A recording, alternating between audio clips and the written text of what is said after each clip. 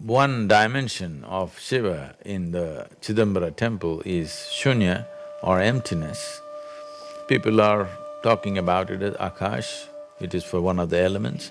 That dimension is also there because it's the nearest thing that people know in physical experience of life to stillness is Akash. So, here we are.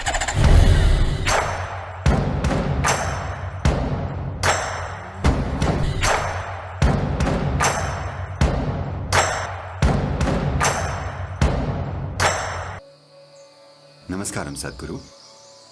I have read about the significance of the magnetic equator and how mystical spaces like the Chitambaram Nataraja temple was established on that line in ancient times. Why is the magnetic equator important for seekers? When we say the magnetic equator, what we're talking about is a sort of zero influence of the North Pole and the South Pole. Magnetic equator means neither the pull of the north nor the south has much influence on you. You're in a kind of a place where it's kind of zero.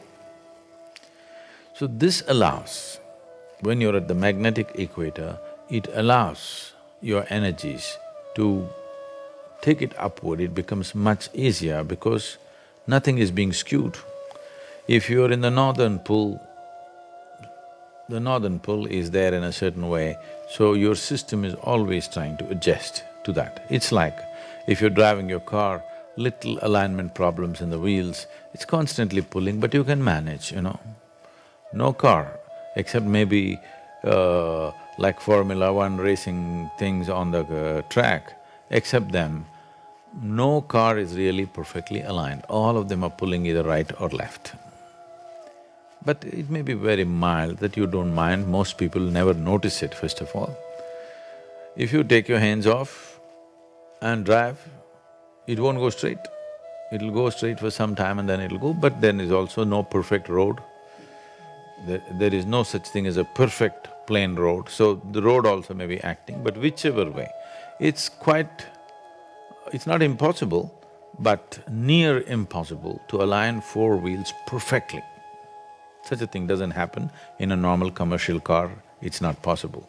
Racing cars, they're trying to get it there because the speeds that they're touching is so high, if the alignment is not there, that little minor alignment problem can take away a few seconds of the corners for a race driver. So they're working on getting perfect, absolutely perfect alignment. I don't know even if they achieve an absolutely perfect alignment, but near perfect alignment they manage. So when you're at magnetic equator, you are at near perfect alignment magnetically. That means there is no pull to the south, no pull to the north.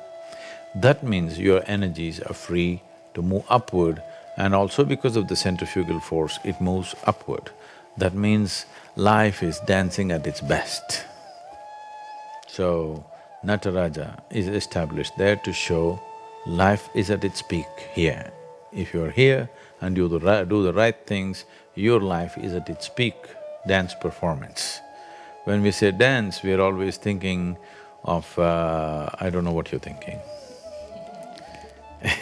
I don't know, you're the rock and roll type or the hip-hop type or the ballroom kind or the Bharatanatyam kind. We don't know what kind you are, because when we say dance for different people means different things.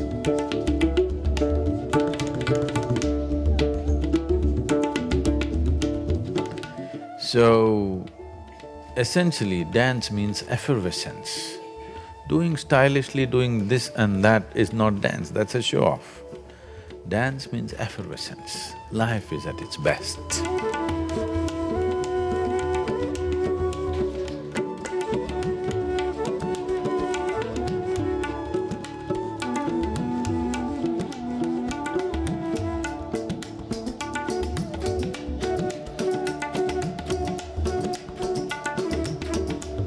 So, today, physicists in the world are trying to describe the play of subatomic particles as a dance of particles.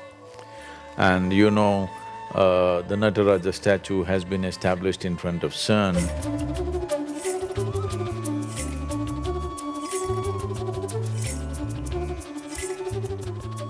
the… where they're trying to collide atoms as if there is not enough collision on the planet.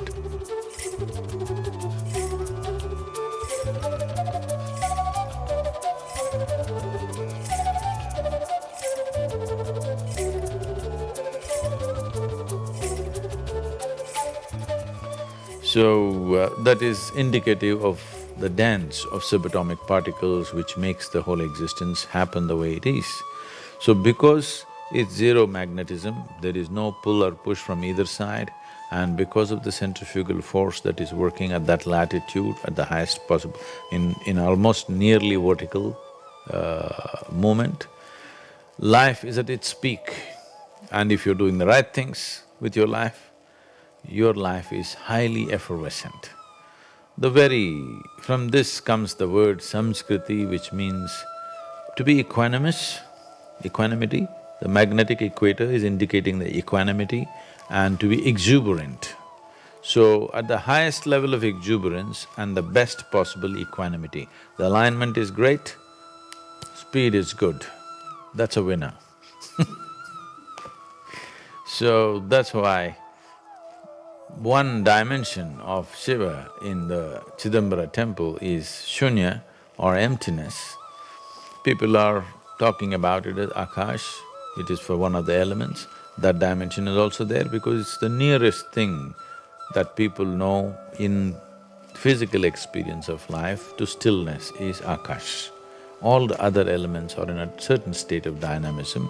Akash seems to be still, it is not entirely still, but it seems to be still. Among the elements, this is the most still and silent element.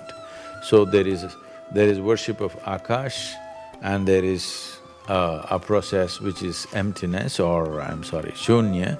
Shunya means beyond physical nature, and there is a dance, all three in one temple to indicate that this is what it is prepared for, that space.